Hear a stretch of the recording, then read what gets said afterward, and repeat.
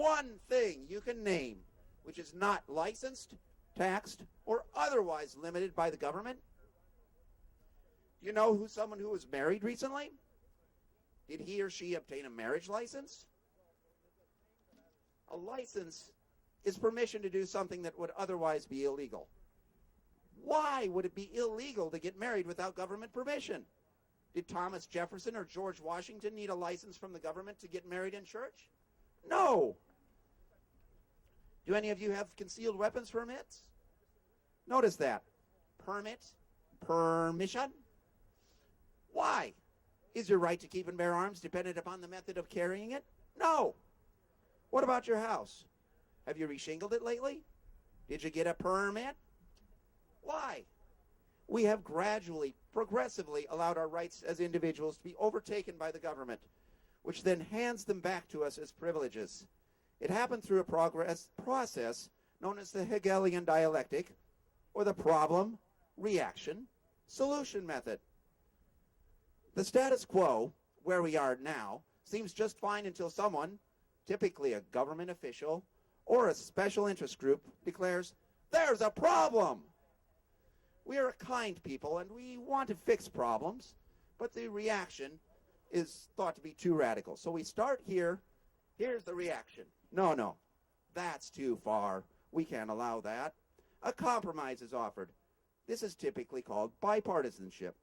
So what happens is we have the situation, the problem, the reaction, and we move to a solution.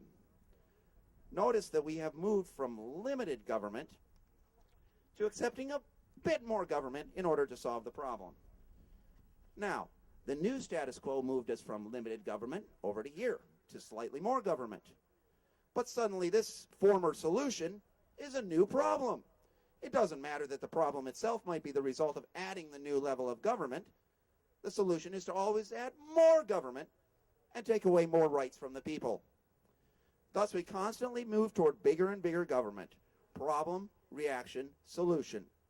Problem, reaction, solution. Always more and more government, never backward. That allows the government then to devour more and more of our rights, and we're reversing the course of liberty. Why are we asking our servant government permission to do what it is our right to do as free people? The answer? Fear. We are afraid that the government will punish us, their employers, for doing something bad. How can we alleviate that fear and restore limited government? The first step is to educate the people regarding their rights. One of the powers of the people is the right to nullify bad laws. Did you know that you, as a member of a jury, can judge both the facts of the case and the law itself? So if you think somebody did what he or she is accused of doing, but the law itself is unjust, you can declare the person not guilty. The Fully Informed Jury Association website on the internet has a great historical background for this power. What then can we do when the federal government gets out of the bounds of the Constitution?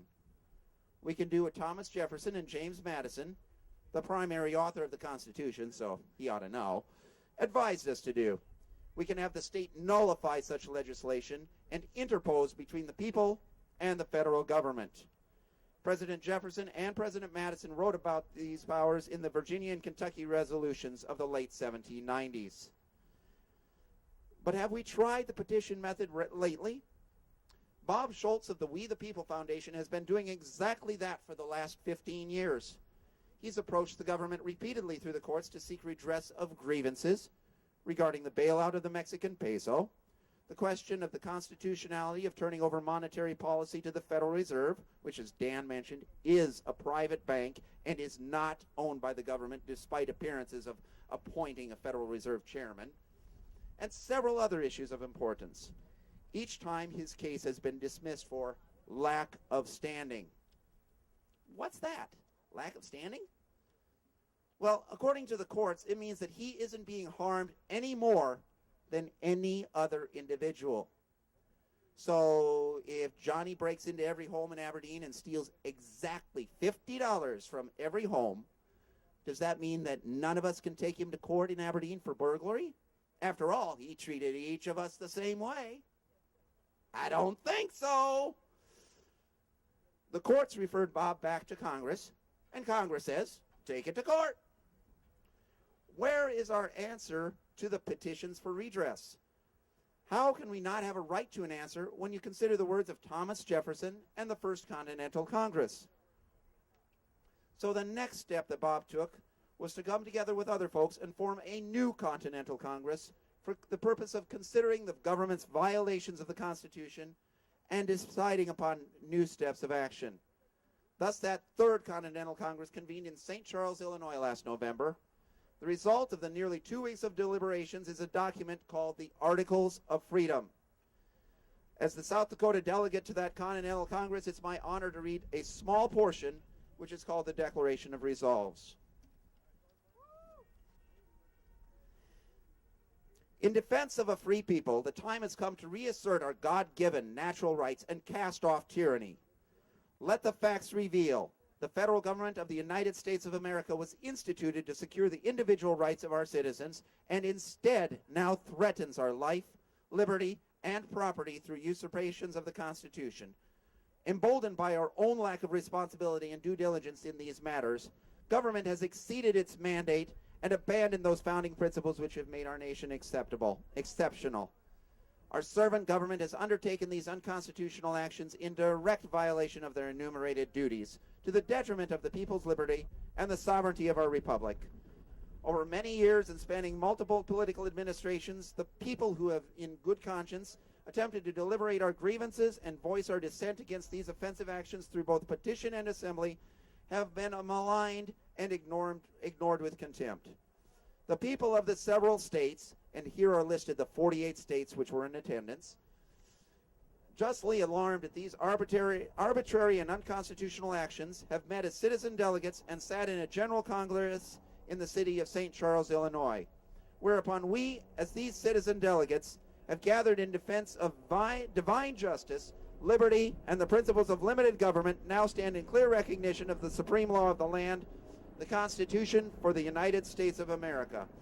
Therefore, we demand that government immediately reestablish constitutional rule of law, lest the people be forced to do so themselves. And we hereby serve notice that in the defense of freedom and liberty, there shall be no compromise to which we shall ever yield. Thank you. We the people are the sovereigns. It is up to us to chart a course back to liberty. After you leave here tonight, I urge you to go to articlesoffreedom.us. That's articlesoffreedom.us.